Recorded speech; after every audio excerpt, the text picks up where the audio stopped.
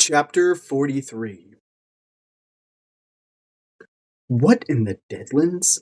The villain muttered, angling his dark head up to the night sky, toward whatever was screeching loud enough to nearly burst Evie's eardrums.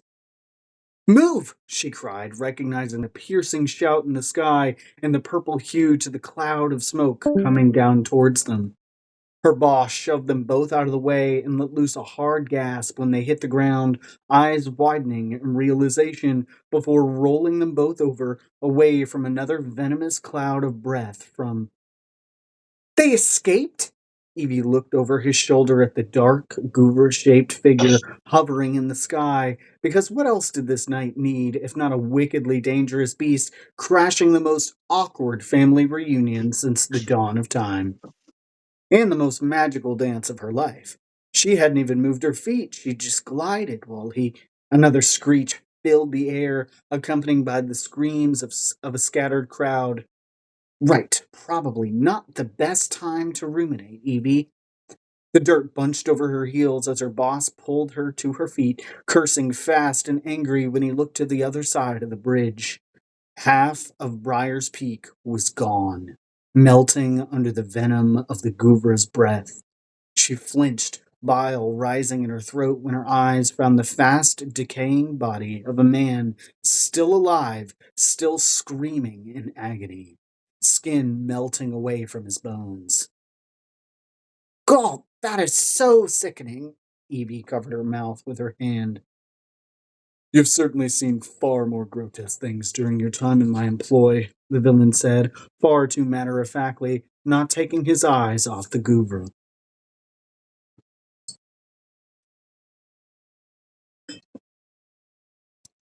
That doesn't make that less grotesque, Evie said incredulously before shaking her head. An awful feeling prickled along her skin. The Guru, sir, shouldn't we? Yes, obviously, the villain said, seeming surprised and annoyed by his moment of distraction. Grabbing her arm and thrusting her in front of him, he yelled for her to move. Go! All right! Evie yelled, rolling her eyes in annoyance.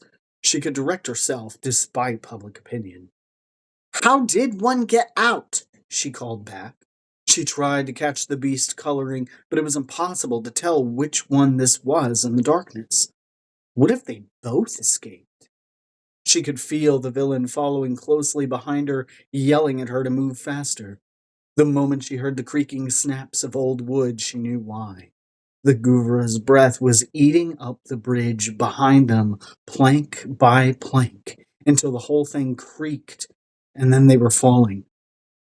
Gripping the plank like it was a ladder, Evie felt splinters break off under her grip as they fell, then slammed against what was left of the cliffside, the ropes on their end clinging for dear life. Evie looked down, exhaling in relief, when she saw her boss clinging to a plank farther away, but still there. Are you okay? She yelled down, trying not to flinch when she felt the freshly healed wounds on her hands reopen in a couple of places. Fantastic. I think I'll have a picnic while I'm down here, he called back with his normal dryness. Oh, yes, he was fine. Evie nodded and turned to climb the rest of the way up. When she reached the top, her smile disappeared as the putrid smell of rotting flesh permeated the air. It was a massacre. Bodies were strewn about, corpses rotting down to the bone. The few still alive were screaming as the skin dripped from their flesh. Evie forced herself to look, begging one of the faces not to be Blade or. Fine, she would prefer one of them not to be Rebecca Airing. It's the male, the villain said at her shoulder, looking to the sky with a quiet rage, eyes narrowing when something large clattered to the ground. He stalked over toward the fallen silver item. It was the Guvra's ankle cuff. The clean lines of the break in the chain, a clear indicator it had been cut free rather than broken. Someone's released him.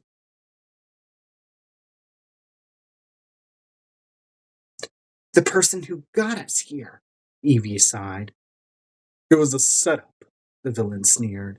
But there was no time to speculate who had done it when first they had a creature to catch. Why isn't the male staying with the female? Evie asked, seeking cover under a giant fallen tree that was lying at an angle, one end stuck in the branches of another tree. Her boss quickly joined her.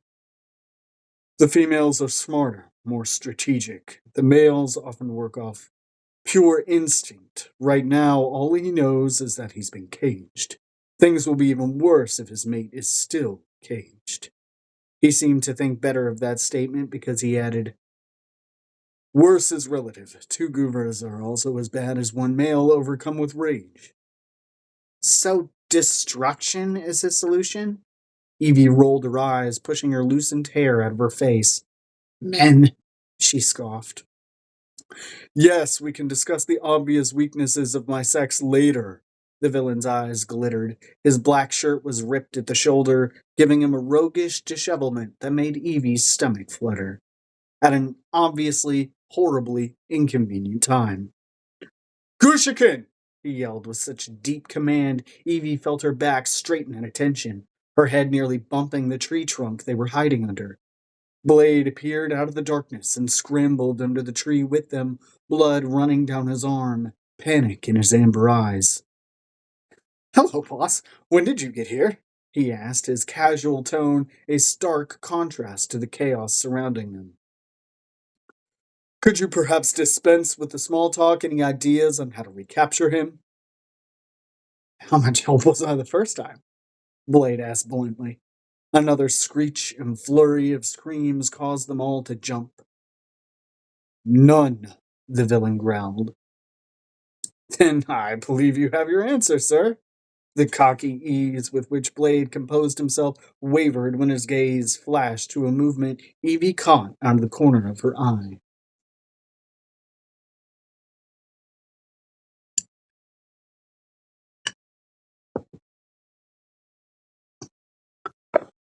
I told you to stay hidden, Blade said, an unusual steel to his voice. Rebecca Airing appeared beside Evie under the tree, startling her so quickly it knocked her back into her boss's chest. My God, make a sound! Evie held her hand to her chest, waiting for her heart rate to slow, and then quickly realizing it wouldn't while the Guvra hovered dangerously above them. I wasn't any safer behind the trees where you left me, Becky muttered, nodding politely at the villain, and then turning to glare at Blade. But the villain didn't notice as his gaze darted around the screaming party guest rushing past. My sister. My sister was here before he attacked. And then he took off running, leaving the shelter of their hiding spot. Sir! Evie screamed, moving to follow, but she was jerked back down by Becky's rough grip on her shoulders. Sit down, you fool. He doesn't need you to worry about you killing yourself while he looks for her. Just stay here and don't get in the way. The words burned like the Guvra's breath against bare flesh, but Evie knew they were true. Unless she could find a way to make herself a resource, she would quickly become a nuisance. Perhaps she already was one. She couldn't be that self-deprecating now.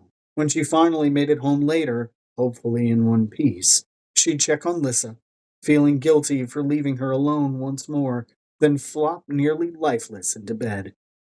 Then and only then would she allow herself to delve into all the things her brain liked to tell her she did wrong or poorly. We've got to get the Guvra, Blade said, absolutely pulling a corded leather rope from his pocket.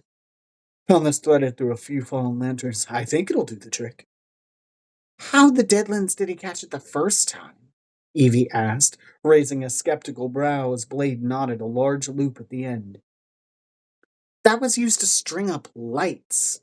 You think it's going to hold a giant wild animal?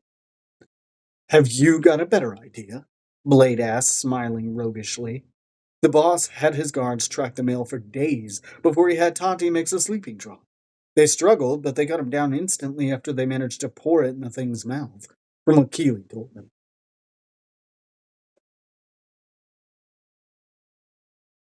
Then by all means, Evie gestured wildly to the sky after another screech rent the air. slowly melting the tree next to them. The creature's wings flapped overhead, and a gust of wind knocked them all back as he soared in the other direction, far enough for them to pause and catch their breath. I don't have the sleeping draught now, Blade yelled, all three of them backing up as a group of people ran past them, screaming, most of them bleeding or injured. Evie had backed up until she felt her dress catch against something behind her. Turning quickly, she saw a body slouched against the tree, hood pulled over their face. Blade looked confused. Is that man taking a nap?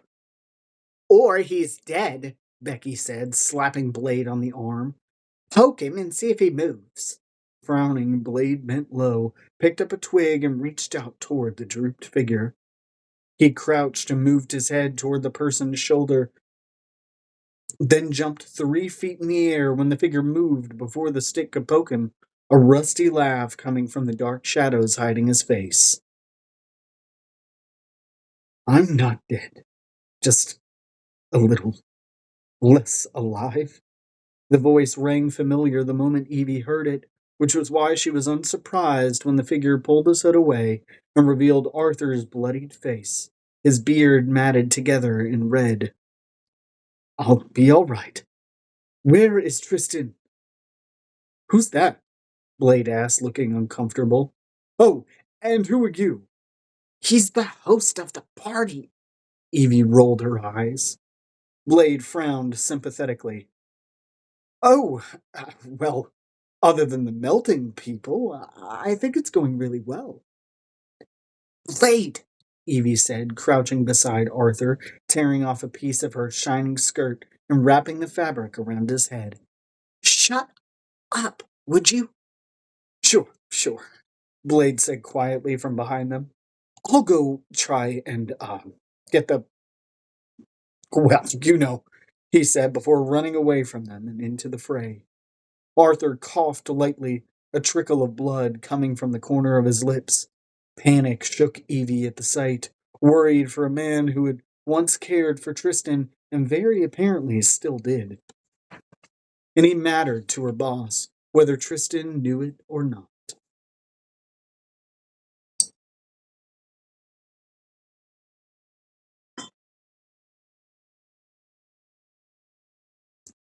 Ripping off another clean scrap of fabric from her dress, Evie held it gently to the corner of Arthur's mouth, praying that whatever ailed him could be healed. You're brave. Arthur smiled at her lightly, dirt mixing with the blood on his cheeks. Evie snorted. Hardly.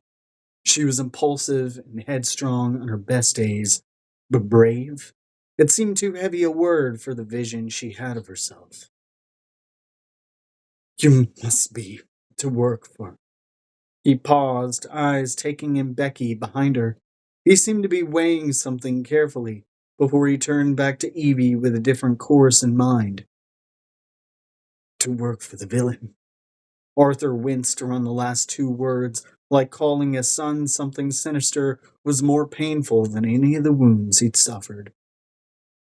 He's not so scary, Evie smiled, feeling a small sort of glow inside when she pictured Tristan's softer moments in her mind. Oh, but he is. Arthur winced again, but smiled, finding humor in his pain. I've never been more afraid of anyone in my life. But Evie could hear the feelings behind the words, that his fear wasn't of Tristan, but of where the life he'd chosen would lead him. He was afraid for him. And Evie was so touched, she vowed she would keep this man alive, no matter what she had to do. Just then, Becky gasped, and Evie spun around to see she froze. They were surrounded by valiant guards, swords drawn with ruthless determination. And they didn't look like heroes at all.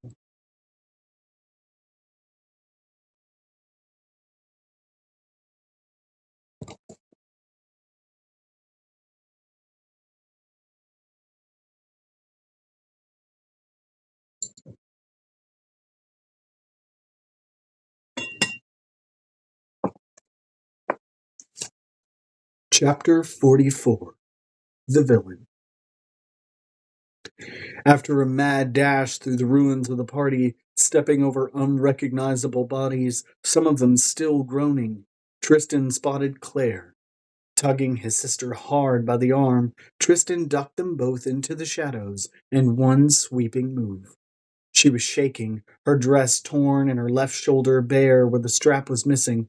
It made him think of their childhood, when Claire was reckless and Tristan would feel pinches in his chest at what might happen to her. But they were grown now. He'd learned quickly that neither of his siblings needed his worry or concern. Trist? Claire's voice shook, as though she was unsure her brother was really here to rescue her. But then she seemed to collect herself and shouted, Father! We must find Father! What in the Deadlands are you even doing here, Claire? He was feeling so many things, too many. Emotions had never really been processed through the dark confines of Tristan's mind.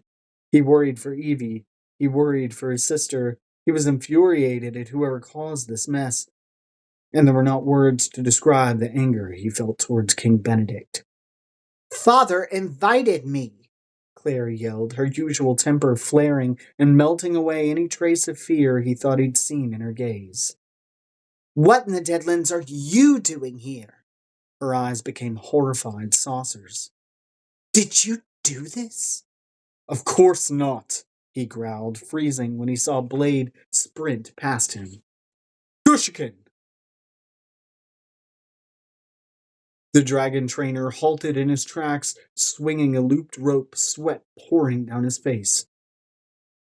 I almost had him. Just need a little more height. Blade peeked over at Claire and smiled like they were meeting over brunch. Nice to meet you. My sister. Tristan claimed her, even though it was unwise. No one at the office, save for Tatiana, and now Sage, knew of his familial connections, or even his identity.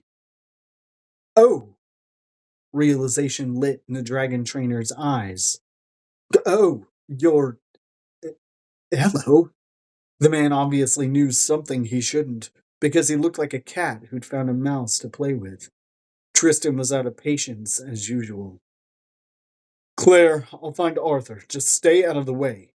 I don't take orders from you. She rolled her eyes and turned to Blade. You need a sleeping draught to take that thing down, don't you? I...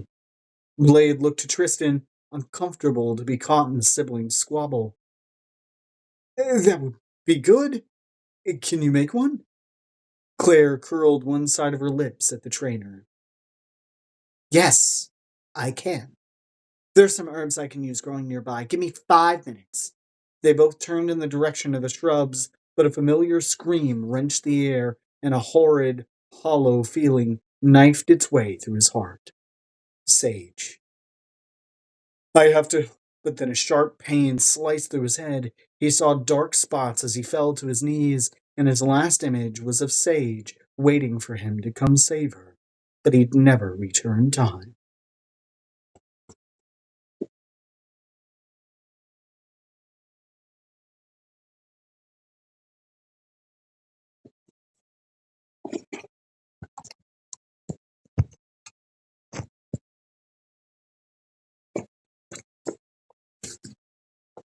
Chapter 45. Evie.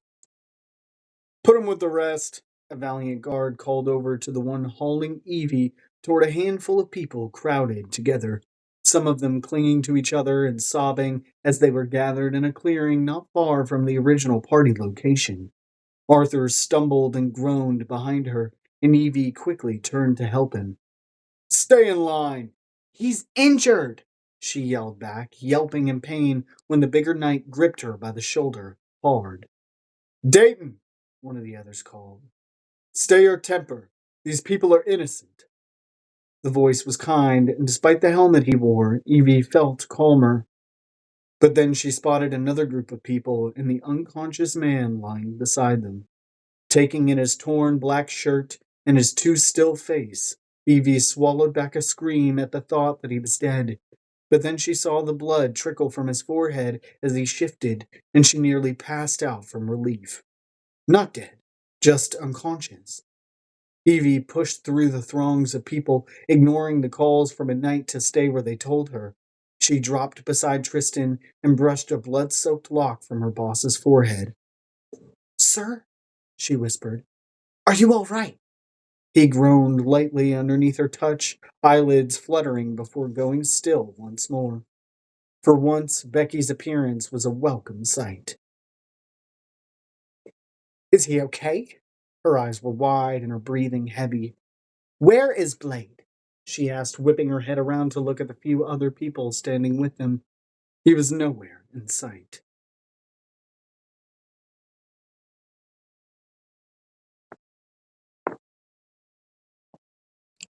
How are we getting out of this? Evie winced when a knight threw another screaming woman into the group. What are they doing here? It had to be a setup, Becky hissed. There's no way they're here by coincidence. Whoever King Benedict has working for him, they wanted us all here for this. Then why aren't they taking us away? Evie asked, looking around at the group. They bore the painted silver armor on their shoulders and chest. Most of their faces were hidden behind painted helmets, each inscribed with King Benedict's insignia. But there was confusion playing among them. Whoever had organized them here had apparently abandoned them, and with the Guvra hovering nearby, each of the knights shifted nervously. Evie could work with nervous men. They usually came by the dozen. Arthur hobbled over, crouching beside her, and brushed a hair from the villain's face. I don't know what the villain looks like, and whoever did is nowhere to be found, Arthur whispered. I'm too weak to heal anyone, but feeling the pulse at Tristan's wrist, Arthur turned warm eyes to Evie. He'll be all right. His lifeline is still strong. Do you have a plan? Becky was looking at her too. The other people still unconscious around them shuffled nervously, not the other people still conscious around them shuffled nervously, not paying attention to them as much as the guards. Evie found herself panicked. The person who gave the orders was unconscious. Evie's job was to follow direction and follow it well. What was an assistant to do when her ruthless boss was out cold? It was obvious, really. Whatever ruthlessness this situation required, Evie would have to become a villain herself, because they were not going to die here. Not today. Evie flew to her feet, forcing a dramatic scream from her lips. Please, she sobbed. Help me. One of the valiant guards was by her side in an instant, taking her forearm in his hand. She could see his green eyes through the slit of his helmet. They looked uncomfortable. What ails you, miss? You have nothing to fear from us. Oh, I know. Evie gave a watery smile as she gestured to the villain, still unconscious in the hands of his father. But my husband. She made the words seem forced, like she was seconds away from shattering.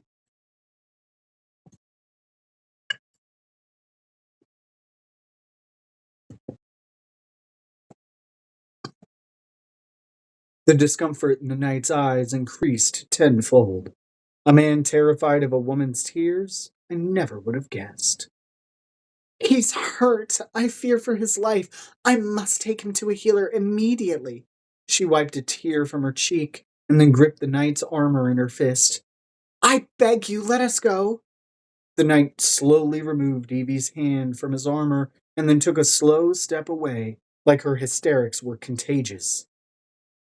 My knights were instructed to return every civilian here unharmed. We found your husband unconscious already, my lady. Evie wanted to throw him a suspicious look, but she restrained herself. It was very clear he thought her quite gullible if she was supposed to believe the knights just found her boss with a small dent in the back of his head. If the Guvra had done it, she was certain he'd no longer have a head at all. Of course, she sniffed. You all are valiant and brave. I should have known better. You see, I have my monthly cycle. One of the knights choked, and she was pretty sure another dropped his sword on his foot. Women's tears scared men, but the functions of the female body clearly sent them into apoplectic fits. She continued, resisting a chuckle. My husband and I, we've been trying for a baby, you see. The villain groaned behind her, but Evie ignored it and kept her eyes forward. It's why we came to see the core healer, and then my husband heard the villain had arrived to terrorize the core's good work. Suddenly, every knight near her was on high alert, their gazes darting around those captured, obviously trying to discern if the villain was among them now. Oh, that dastardly evildoer isn't here, kind sirs, she insisted, blinking up at the soldier. He took off after the sky serpent's first attack like the coward he is. The knights chuckled nervously, turning to the one she was speaking with for direction. Please, sir, I do not have the supplies necessary for my monthly courses, and my dress is white. Every man within earshot winced. The guard before her nodded once. Decision made. Very well, I suppose you all may.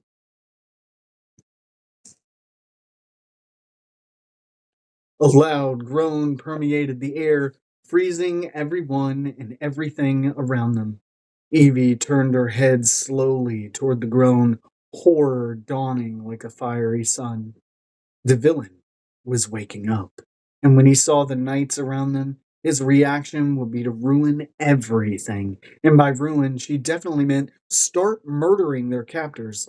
Instead of being let go and left alone, they would be outnumbered, and the guards would capture the villain. Or worse, they would murder him. She had to do something. Her heart pounded so loudly, the force of it nearly knocked her over as she made her way over to her husband on shaking legs. Dark eyes appeared as his lids blinked open, brows scrunching together in pain and confusion as he began to sit up. His gaze settled on the group before him for only a moment, long enough for Evie to recognize the murderous rage in his gaze begin to take root, and she flung herself in front of him, gripping his collar in her fist. She watched him blink twice before his eyes widened. It was the last thing she saw before she settled her lips onto his.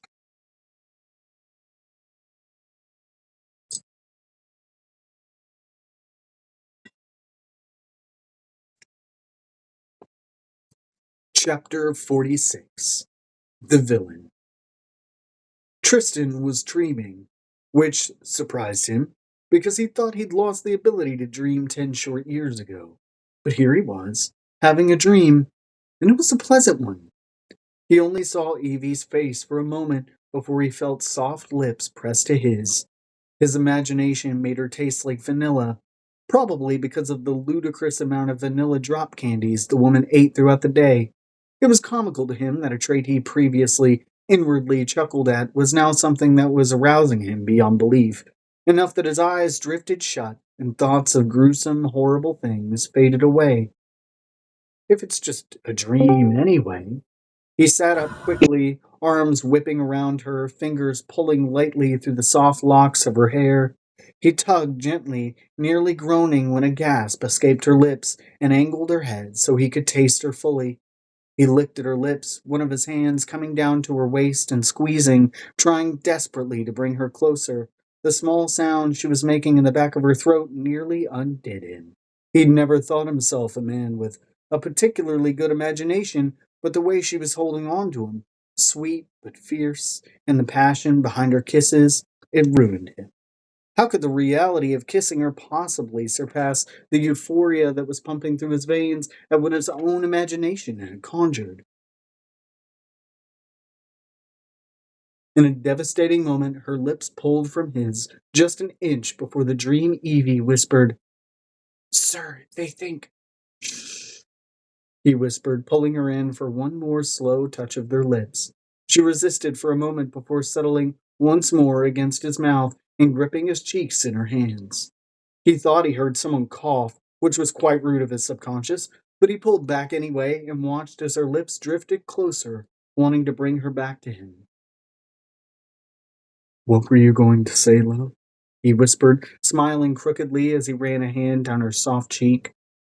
Her eyes widened with something like hope before it vanished and was replaced with realization. Oh! she whispered. You heard my lie to the knights about us being married. That's why you. What? He tilted his head, the dream no longer making sense. He didn't want to, but he looked beyond Evie to the crowd surrounding them. Valiant guards were standing at attention, watching them with laser focus. Civilians were gathered around, and Arthur was leaning off in the corner, covered in blood. It was all so. Deadlands, this is real. And before he could think, he stood, bringing Sage up with him, and shoved her behind him. His power boiled beneath his skin, wanting to destroy, needing to eviscerate, but before he could strike, one of the knights stepped forward. We mean you and your wife no harm. She explained everything. My wife? He looked towards Sage and read the quiet communication behind her eyes. I told them about our troubles with conceiving, dear. The villain was almost certain that if there had been an attempt made at conceiving with Sage, he would remember, vividly. Yes, I see. Sage looked relieved as she closed her hand in his. He refused to enjoy it. Everyone may go. The knight with the kind voice emerged from the crowd. We're sorry for frightening you further, and I assure all of you, we are doing our best to catch the Guvra and capture the villain.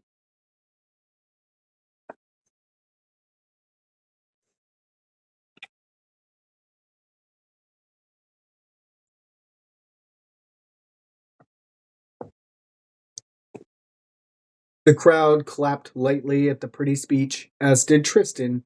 He'd enjoy watching them try. As the crowd dispersed, Tristan noticed for the first time since he woke that he no longer heard the Guvra's calls overhead.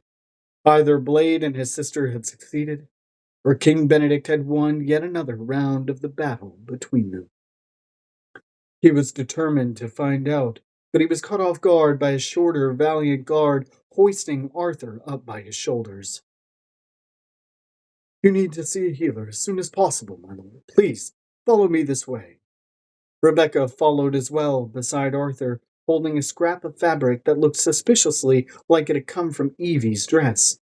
Both Rebecca and Arthur disappeared quickly in the darkness of the trees, and Tristan stepped forward to follow, mistrustful of anyone who answered to the king. But he was interrupted by the knight who dismissed the crowd. He was speaking to Evie. What did you say your name was, my lady? Tristan stepped quickly toward her and swept his arms about her shoulders, tucking her into his side. She's taken, he said flatly. The knight chuckled and began to lift his helmet, but stopped when two other knights swept over. One of the new arrivals removed his old helmet, revealing a crop of red hair. I can take you to see the other healer as well, my lord, to look at your head. I don't need. I insist, the redhead said smoothly. I'll show you and your wife the way. He turned toward the darkness of the wood in a different direction from Arthur. Tristan would wait until they were nearly to the healer, and then he'd dispatch this man. With reluctance, he followed, keeping Sage close to him, still feeling the tingling burn of her lips against his. He wanted to touch them to quell the sensation, but it would give too much away, and he was already horrified that his feelings had been on such public display. The buzz of people leaving the peak faded into the night, and Sage's gaze kept darting around like a cornered animal, looking for any means of escape. Another knight appeared, walking toward them from the darkness.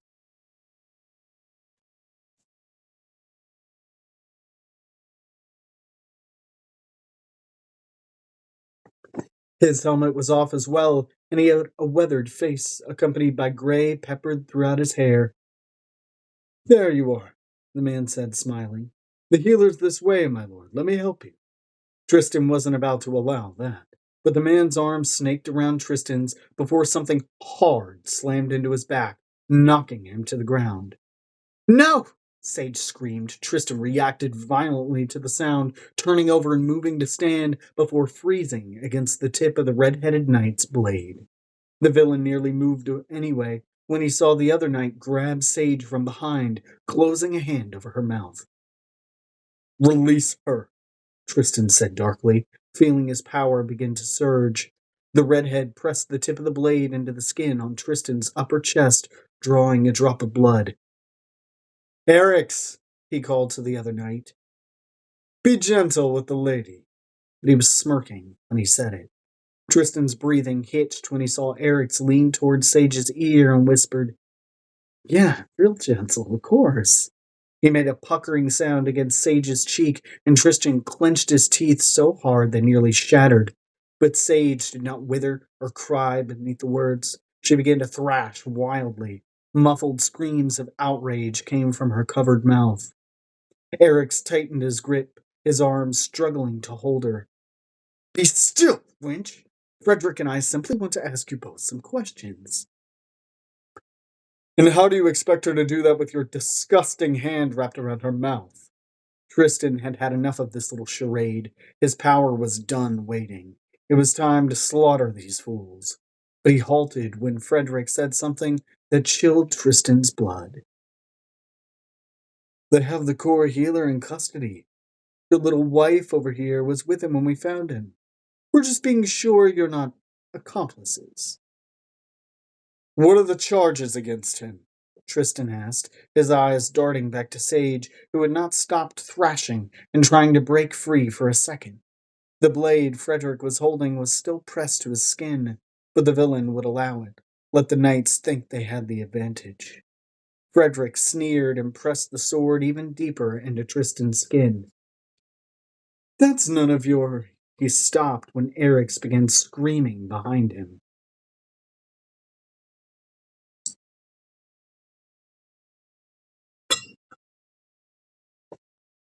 Bitch! She fucking bit me! The knight was shaking his hand out, faint teeth marks in his skin. All heads turned to Sage, who used her freedom to bring her booted foot up between Eric's legs, hard. The man screamed and toppled over.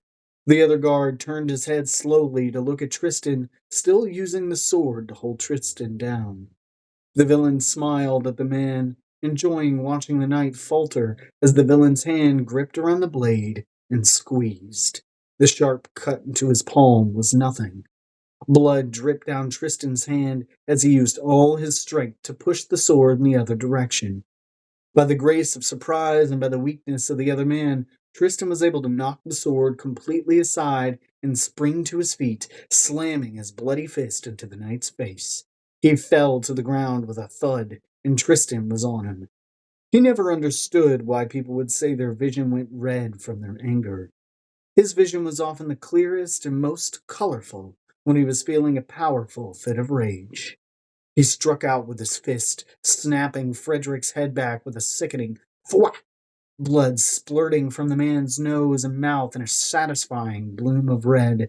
The knight fell backward, unconscious, before he hit the ground. The villain stretched his neck from side to side and drew his sword as he stood to look at Sage and the other knight, who was still on his hands and knees. Eric's looked up first at the bloody face of his companion and then between them. We were told we caught the villain, the core healer. We were just following orders, my lord. The man stuttered over every word, shaking as Tristan stalked closer. No, my lord, we just wanted a reward, the man sobbed. For catching the villain. Tristan chuckled as he moved the tip of his sword to the man's taut chest. Oh, but I'm afraid you didn't catch the villain. He whispered the next word so quietly, even Sage wouldn't hear. The villain caught you.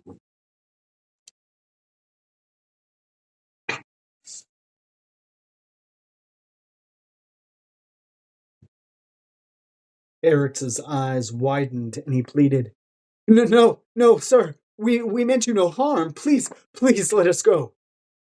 You meant her harm. Tristan bit out, his power surging around him. And that is enough for me. And then he shoved the blade into the man's chest, piercing his heart and killing him instantly. Tristan watched as the man's lifeless body crumpled to the ground. Chest heaving, the villain felt his power ache beneath his skin, wanting to be used. the rush of adrenaline pumping through him. But when he finally looked up, Sage was staring between the body Tristan was hovering over and the unconscious one a few feet away. He stepped to the side, suddenly very aware of the blood covering his clothes and the spatter of spray marking her once immaculate dress. There was a metaphor in there somewhere, and he had no desire to find it. Evie. Her name sounded rough and awkward on his lips instead of soft like he'd intended. His last wish was to frighten her any His last wish was to frighten her any further. But she surprised him when she threw her arms around him and buried her face in his neck. Thank you, she mumbled into his shoulder while his arms remained stiffly at his sides. He wasn't sure what to do. The last time someone had hugged him, well, to be quite honest, he didn't remember the last time someone had hugged him. He'd forgotten how unnerving it was. Um, the villain muttered awkwardly. I don't know what to do now. He meant about the danger they faced, but instead she moved his hands in a light embrace, leave it to his assistant to completely disarm him in her misunderstanding. You just put your arms around me, she instructed, returning her hands to his neck. It's not hard. She was breathing fast. You ruined my dress. I'll buy you another, he said, slowly bringing his arms up farther to circle her warmth, feeling frustrated and a little embarrassed at the stiff unsureness of the gesture. He was an intelligent person. Figuring out the mechanics of affectionate touches shouldn't have been so difficult. Good. She exhaled into his neck, no doubt soaking her dress even more on the red dripping from his own shirt. Sage pulled back to look at his attire and smiled lightly, scrunching her nose.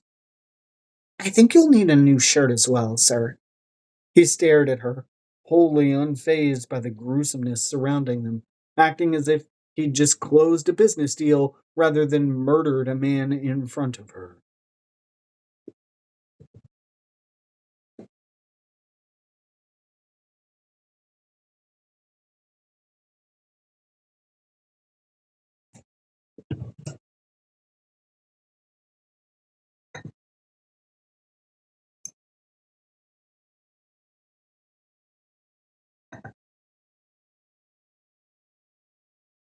And she was smiling at him. The villain came to an unbidden realization then, so completely tragic that his mind tried to reject the words, but they were there, so plainly it was almost comical. He was in love with her. Of all the foolish, horrific things he'd ever accomplished, falling in love with a woman he so completely didn't deserve made the top of his list. But he did love her. It wasn't a question or even a sudden realization. He'd known, hadn't he? He'd known from the moment she called him pretty. It was like a tether was between them, wrapped directly around his heart, that she had the power to push and pull at her leisure. Evangelina Celia Sage was woven into his being in the blink of his eyes, in the crinkle of his smile, and his rusty, unused laughter. She was there. From the moment he'd met her, he thought of her like the sun, bright and vibrant, untouchable. But he was wrong. She wasn't light. She was color. Every single one, dancing otherworldly and bright over his unworthy eyes. She was the explosion of the vivid gleams and glows of the world around him, like a constant rainbow, shining not after the rain, but during. She was everything he never deserved, but longed for anyway. He remembered the blood on her clothes, the employer who had hurt her before, the unjust way she'd been treated. And the final nail in the proverbial coffin was that echoing, agonizing word. He was ruined, but he loved her anyway. He knew she might feel the same by the way she responded to him. But he couldn't encourage this, couldn't give her any idea that they had any sort of future, at least not together. His future, more likely than not, would eventually be 6 feet under the dirt, and he refused to drag Sage there with him. But just for now, Tristan allowed himself just a moment to angle his head into the crook of her neck before he made a vow that he'd never tell her.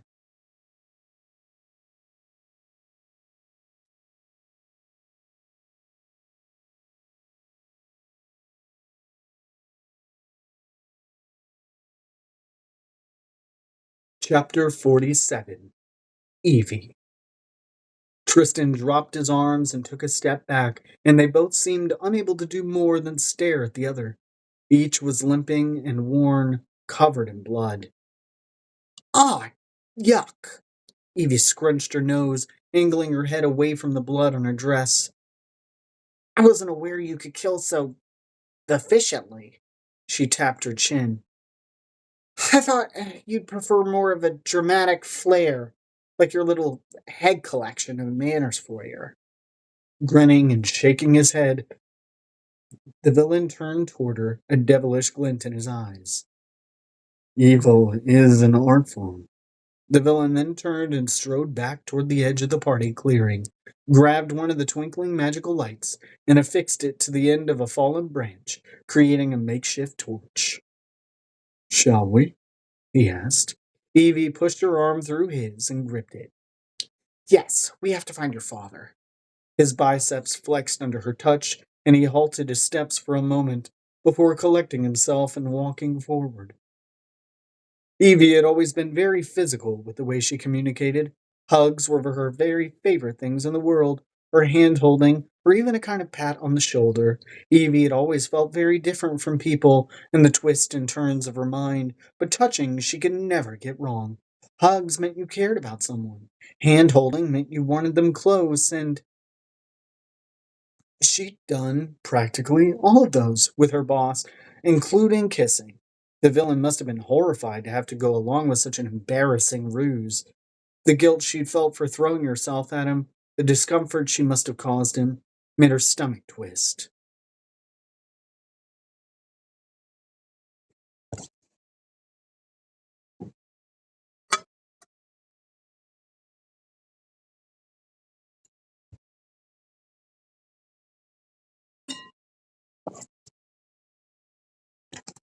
But Evie had to admit, despite the horror, just allowing herself for a moment to remember. The villain was very good at pretending. If she turned away from the awkwardness for a second and just focused on the kiss itself, her toes began to curl in her shoes.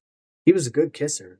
But of course he was. Attractive murderers were always good kissers. She was pretty sure she'd heard that expression before. Or maybe she made it up in one of the many daydreams in which she'd imagined that happening. Don't daydream about kissing your boss, Evie. She'd also promised not to reflect on the fact that she had nearly swooned like a storybook damsel when she watched him annihilate those disgusting knights. Had even enjoyed it a little. Evie had worked for Tristan for nearly 6 months now, but she'd only had small glimpses of the violence he was capable of. They contained so well. But even after having it quite literally spray at her, disgusting pun intended, she didn't feel differently toward him.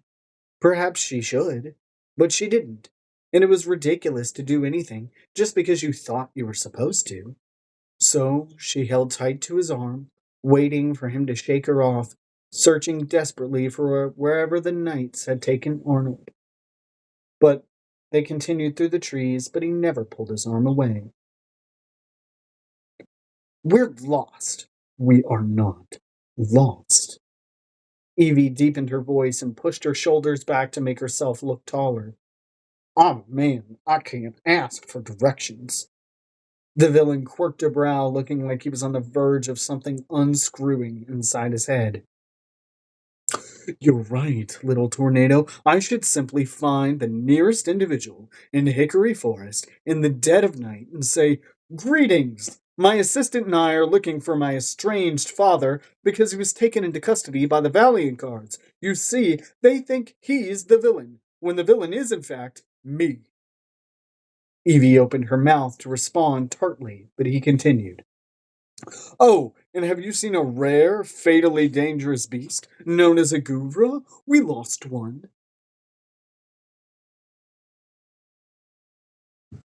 Evie laughed, squeezing his arm. and the villain abruptly stopped walking. He swung around to face her, the torch in his hand illuminating his face, and her stomach sank. He started to say something. By the way, he didn't quite make eye contact. Evie knew the words had something to do with their shared kiss, but she wasn't ready to hear he regretted it just yet. So she rushed in with, "Did your parents have you in plays growing up? You're quite theatrical when you want to be." Now he looked flabbergasted as Evie clicked her tongue and walked on. "Your horse must have gotten away. We should have found him by now." "He wouldn't leave without me." "It's a horse. They like food and water." Evie felt an unevenness to the ground beneath her feet and quickly grabbed the torch from the villain's hand. Hoofprints. A lot of them, as in more than just one horse. There were human footprints as well. "They took my fucking horse!" The villain pinched the bridge of his nose. "It's okay, sir." She said it because she knew this wasn't really about the horse. At least not completely. She watched him bend over and pick up a scrap of Arnold's robe. "We'll get him back, and we'll make them pay." "I suppose we should be concerned for Miss Erring, since she was with them as well." Evie waved her hand dismissively. "Oh, she'll be fine. Evil never dies." The villain snorted, and they continued deeper into the wood. "From your mouth to the god's ears, sage." A rustling in the bushes beyond halted them. The villain drew his sword and held it up in a defensive stance. "Stay back." "It's probably a rodent or something," Evie whispered.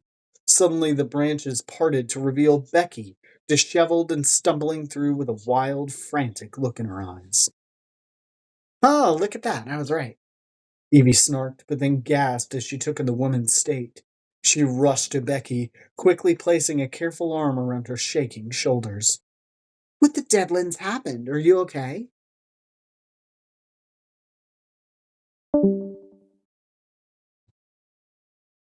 Becky gripped one of Evie's hands, terrifying her further. What had they done to her? And why did the thought of anyone hurting Becky made her want to break things?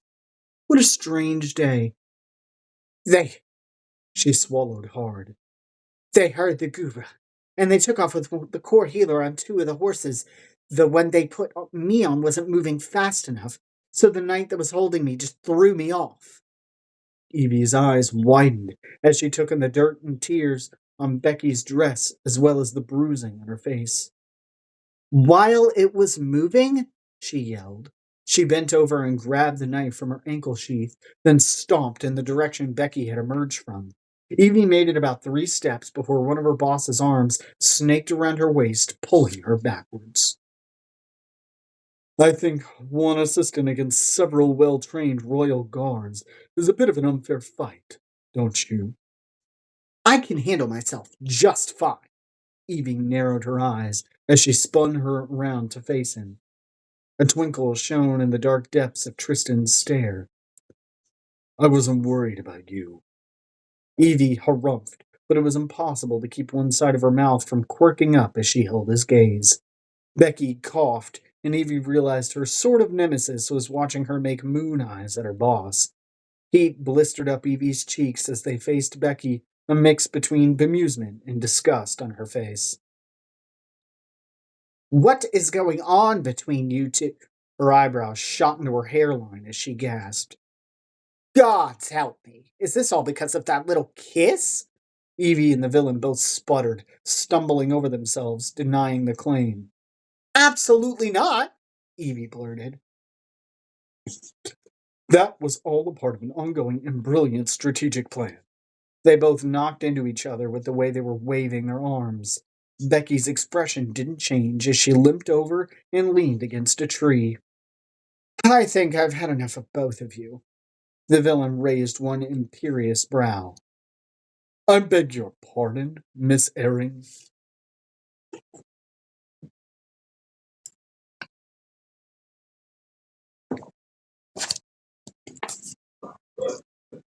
Becky sighed as she sank to the ground, her head falling onto her hands. They took off with the core healer. Their mounts were quick, so they're long gone now. Probably already back to the Gleaming Palace, by my guess. You're just full of good news today, Evie said without bite, looking around for something to warm Becky's bare arms. We need to get you to Tatiana and we need to find Blade. Another rustle in the bushes had them all straightening, and a dark head with equally familiar dark eyes appeared. Claire. She looked frightened and, like the rest of them, hopelessly disheveled. Well, we caught it. The villain gaped at her. How in the...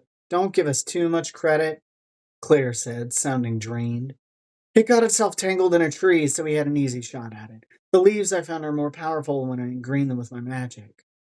She flexed her long, skinny fingers and pushed a strand of hair from her face. He pulled the caller's crystal from his pocket, waiting for it to glow in his hands before speaking. Bring the cart and do it quickly. Where's Blade? Becky asked. He's watching the Guvra over there. Claire pointed to the side. When she turned back, she looked to the three of them with a quizzical expression. Do you know where Father is? Tristan's face went blank, except for the muscle in his jaw clenching ever so slightly. Where is he, Trist? Claire said, panic prickling her words. A few heartbreaking beats went by before her boss finally said, He was taken, assumed as the villain. You bastard!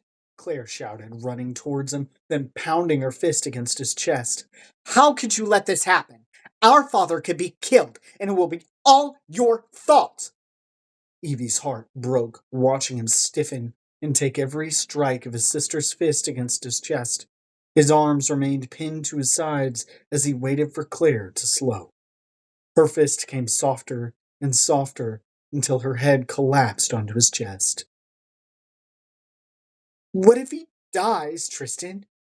Claire's voice broke. What if he dies? He won't. It wasn't reassurance. It was a vow. Claire backed up, lips still pouting, eyes still brimming with tears. When she remained silent, the villain nodded towards all of them, but didn't look any of them in the eye. I'm going to see if I can scrounge up some horses. I'll remain with Blade until the malevolent guards arrive.